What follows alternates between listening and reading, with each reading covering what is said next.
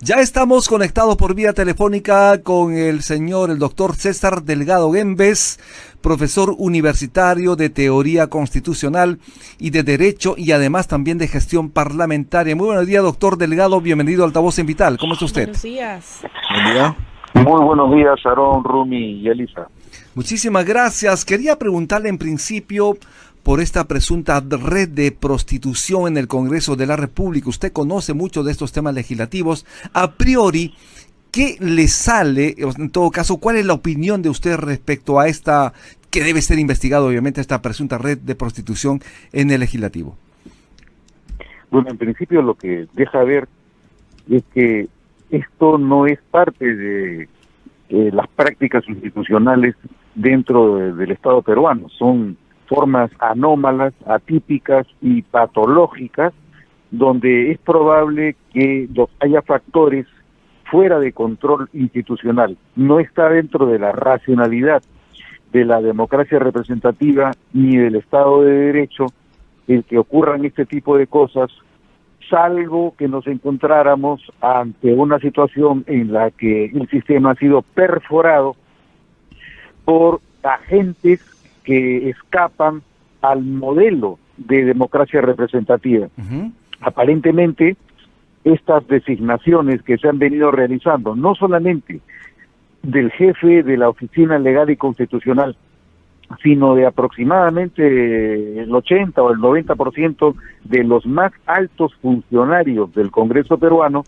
se debe a una concepción equivocada del rol que cumple el servicio parlamentario dentro del Congreso peruano. Uh-huh. Y esto empieza con el oficial mayor, los directores generales, el director general parlamentario, el director general de administración, y ellos son los que de alguna forma u otra permiten que quienes tienen intereses políticos penetren dentro de la estructura institucional del servicio parlamentario con designaciones y con prácticas y personajes que no tienen nada que ver con la línea de carrera ni con los requisitos, habilidades propios de los perfiles de competencias que deben tener los puestos dentro del CAP, dentro del cuadro de asignación de personal del Congreso. Y esto lo que a mí me hace pensar es que lo que está ocurriendo en el Congreso es resultado de maniobras y de intereses que no tienen que ver con los más altos intereses de la vida política peruana. Y en este contexto precisamente ocurre el viaje del presidente del Parlamento a China y además de un grupo de representantes del legislativo. ¿Cómo usted puede analizar, cómo analiza esta situación de viajar, de este viaje del presidente del Congreso a China en un momento cuando se está, en este caso, discutiendo, investigando este escándalo de una presunta red de prostitución? Bueno, en principio ahí lo que veo es que hay cierta indiferencia, cierto desdén respecto de lo delicado de la situación por la que estamos atravesando, más allá de que efectivamente no se trate de una decisión en la que haya mayor relevancia en la participación del Congreso respecto de las relaciones internacionales que debe manejar el Poder Ejecutivo, claro, entre China Popular y el Perú. Ese es el rol que le corresponde al Poder Ejecutivo. El presidente del Congreso, en este contexto, ha optado por aceptar una invitación. La invitación ha sido cursada por China Popular con gastos pagados probablemente, como ha ocurrido en ocasiones anteriores, con delegaciones de congresistas que también han asistido a China Popular durante diversos y previos periodos constitucionales. El señor Salguana ha optado por tomar la decisión de viajar con una delegación supuestamente plural, porque hay la presencia de otros dos grupos parlamentarios uh-huh. dentro de los 13 que está compuesto el Congreso, la mayoría de los cuales son de Alianza para el Progreso, claro, en una representación donde es dudosa la capacidad que pueda tener la presidenta de la Comisión de Acusaciones Constitucionales y la presidenta de la Comisión de Presupuesto. Pero más allá de todo esto, pareciera que se tratara de una forma de poner paños fríos respecto de los escándalos que están afectando no solamente a Alianza para el Progreso, sino al señor Alejandro Soto como presidente anterior al señor Salguana y al propio señor Salguana, por el compromiso que pudiera existir en el proceso de designación de los más altos funcionarios, que como repito son aproximadamente entre el 80 y el 90% que han sido designados, sin que ellos formen parte de la línea de carrera y por el contrario forman parte de planteles conspicuos de personas que están vinculadas a partidos políticos o con vinculación familiar o amical con los partidos políticos que tienen presencia en la mesa directiva, es decir, Alianza para el Progreso, Fuerza Popular, Perú Libre y Avanza País. Buenos días, señor Delgado Güemes, ¿cómo está? Yo quería preguntarle si durante el tiempo que usted estuvo en el Parlamento escuchó algo de esta presunta red de prostitución, porque a mí me cuesta creer que exista algo así dentro del Legislativo. Mira, como ocurre en cualquier institución, empresa, organización humana, siempre hay riesgos que atentan contra las prácticas de convivencia. Obviamente esto supone que en algunos casos se produzcan relaciones de naturaleza extramatrimonial. Por ejemplo, personas que tienen algún tipo de vínculo más allá del matrimonio, y eso siempre ha ocurrido, no solamente en el Congreso, en todas partes, en cualquier empresa ocurre que la tentación se presenta y hay relaciones que no son las más ortodoxas, pero de que exista una presunta red de proxenetismo, de meretricio, donde se utiliza la figura de la mujer para conseguir votos o para intercambiar favores con el propósito de fortalecer alianzas políticas, eso es totalmente inusitado, insólito. Eso nunca lo he visto. Obviamente, mira, yo he empezado a trabajar en el Congreso en el año 1980, sí se ha sabido de que han habido casos de congresistas, de senadores o de diputados que hayan tenido vínculo con personas ajenas al vínculo matrimonial. Obviamente eso siempre ha ocurrido, en cualquier parte ocurre por lo demás, pero que exista una red que linda con lo delictivo, donde votaban de diferente, recibían, a cambio de votos, recibían favores sexuales, y eso lo tiene que demostrar con pruebas que aún no muestra, ¿no? Antes de eso, bueno, permítame... es una hipótesis que él tiene, ¿no? Permítame que como presidente de la Comisión de Fiscalización tendrá algún tipo de dato o de evidencia que tendrá que corroborar, para lo cual tendrá, para mi juicio, tiene que solicitar que la Comisión de Fiscalización cuente con las potestades, apremios y apercibimientos con los que cuentan las comisiones investigadoras, para lo cual debe solicitarle al Pleno la autorización correspondiente para operar no solo como comisión ordinaria de fiscalización, sino como comisión investigadora, porque sin contar con esos apercibimientos, como son el de citar con grado fuerza, la orden de captura y todo tipo de presunciones de naturaleza jurisdiccional, muy probablemente los resultados a los que llegue no serán los mismos a los que sí podría y debería llegar la Fiscalía y el Ministerio Público. Obviamente ya han empezado a elaborar dentro del Congreso para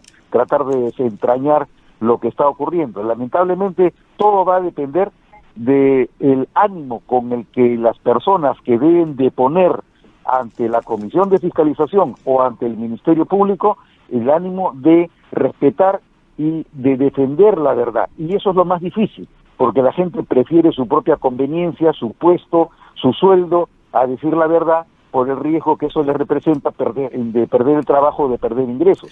Ahí va a estar la parte más delicada para poder obtener la información que se necesita. No sé si es que en algún momento la Fiscalía podrá contar con el señor Torres Arabia como colaborador eficaz.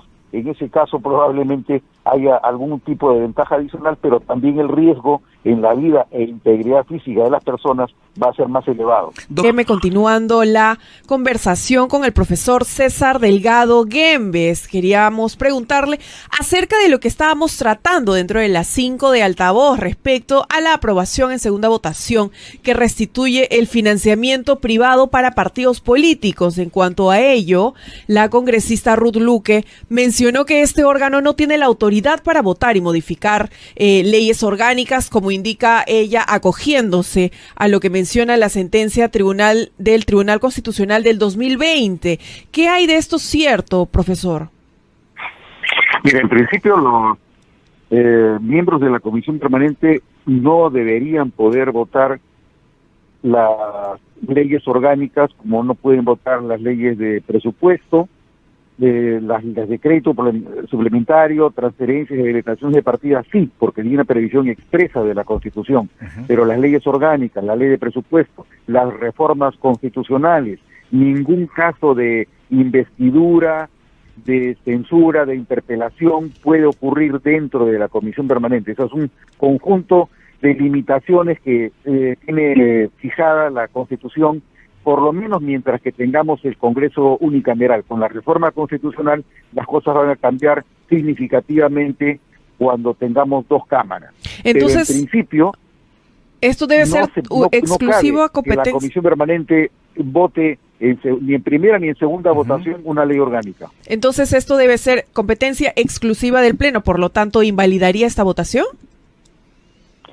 Sería, a mi juicio, no sería válido que se realizara. Es más, se podría tratar hasta de una aprobación inconstitucional, respecto de la cual cabe que se inicie una acción de inconstitucionalidad ante el Tribunal Constitucional. No sería constitucional que la Comisión Permanente se aboque a la aprobación de una norma cuya aprobación no permite el texto de la Constitución. Claro, pero eso es lo que ha venido ocurriendo, ¿no, señor Delgado Guembes? Que la Comisión Permanente durante el receso parlamentario ha estado aprobando leyes orgánicas. No, eso no se puede hacer. Las leyes orgánicas no pueden ser objeto de la aprobación por la Comisión Permanente porque lo prescribe de manera directa la Constitución. De acuerdo. ¿Y qué es lo que puede hacer la Comisión Permanente durante el receso parlamentario? Las facultades. Bueno, puede aprobar leyes ordinarias, puede, incluso tiene competencias explícitas respecto de los procesos de acusación constitucional. Es más, es la primera instancia respecto del Pleno, mientras que tenemos el Congreso unicameral. Se aboca a los procesos de infracción constitucional o de delitos cometidos en el ejercicio de la función. Y en materia legislativa puede aprobar, como digo, leyes ordinarias en su gran mayoría, ¿no? Puede incluso aprobar en segunda votación leyes que hayan sido aprobadas en primera votación en el Pleno. Cabe que, por ejemplo, la Comisión Permanente también autorice al presidente de la República sus viajes al exterior. Cabe también que autorice el ingreso de tropas extranjeras con armas de guerra. Hasta ahí llegan los límites básicos de la Comisión Permanente, pero aprobar leyes orgánicas, aprobar la ley leyes de presupuesto o la modificación de la ley de presupuesto, salvo que se tratara de créditos suplementarios, transferencias de partidas o habilitaciones de partidas, no cabe que la Comisión Permanente se aboque a modificaciones en la ley de presupuesto. Profesor, ¿podría dar una explicación para la audiencia? ¿Cuál es la diferencia entre ley orgánica y ley ordinaria, por favor? El Congreso es el que puede definir qué cosa es ley orgánica y qué cosa no lo es. Las leyes orgánicas generalmente tienen que ver con el desarrollo de las instituciones que están mencionadas dentro del texto constitucional. Por ejemplo, leyes orgánicas sería la ley orgánica del Poder Ejecutivo, la ley orgánica del Poder Judicial, la ley orgánica del Tribunal Constitucional, la ley orgánica que regula el sistema electoral, el Jurado Nacional de Elecciones, el OMPE y el RENIEC, ese tipo de órganos de naturaleza constitucional, la ley orgánica, por ejemplo, que regula al Banco Central de Reserva, la ley orgánica de defensa, todos los órganos que tienen una mención constitucional, que aparecen registrados dentro de la Constitución pueden ser materia de una ley orgánica de acuerdo a la calificación que sobre ellas realice el propio Congreso. Es una atribución que tiene el Congreso de definir qué es una ley orgánica y qué no lo es. Importante. Pero si ya está definido que algo sea y haya sido conocido como una ley orgánica, no basta que el Congreso quiera votar o no quiera votar sobre una ley orgánica dentro de la Comisión Permanente. Cuando hay una calificación previa de que se trata de una ley orgánica, la Comisión Permanente no puede hacerlo, de la misma manera que tampoco puede aprobar una reforma constitucional. Bien, señor César Delgado, quería preguntarle lo siguiente con la experiencia que usted tiene en el manejo parlamentario. Siempre se ha dicho que el Congreso es el peor, en este caso tiene bajísima aprobación de la ciudadanía, pero siempre se ha dicho este Congreso es el peor de la historia. Para usted, ¿cómo calificaría el actual Congreso de la República? Mira, la calificación del Congreso depende de la perspectiva desde la cual digamos que se trata de un órgano representativo. Para empezar, cuando hablamos de representación en materia política, tenemos que partir de una diferenciación entre los diferentes conceptos de representación. Por ejemplo, cuando tú dices a una persona conocida tuya que te represente en un acto civil, en un contrato, en una permuta, en una hipoteca, etcétera, tú conoces a esa persona. Pero cuando tú hablas de representación en materia política, nosotros terminamos siendo irrepresentables. ¿Por qué? Porque cuando concurrimos a las urnas, no votamos por una persona, votamos por un partido. Y no conocemos de manera personal, directa, individual, a las personas que postulan para ocupar un puesto. En ese sentido, entonces, somos, desde el punto de vista esencial, somos irrepresentables. No cabe que nos represente nadie a nivel político. Es imposible que eso ocurra porque no conocemos, salvo contadísimas excepciones, a las personas que van a llegar al Congreso supuestamente de nuestra representación. Ese es un primer concepto. El segundo concepto es un concepto convencional, donde decimos, no obstante que somos irrepresentables, vamos a pensar y vamos a presumir que nos representan. Esa es una representación de carácter nominal, es a lo que le llamamos una representación convencional, que es artificial, porque somos irrepresentables. Un tercer concepto de representación es de carácter matemático o estadístico.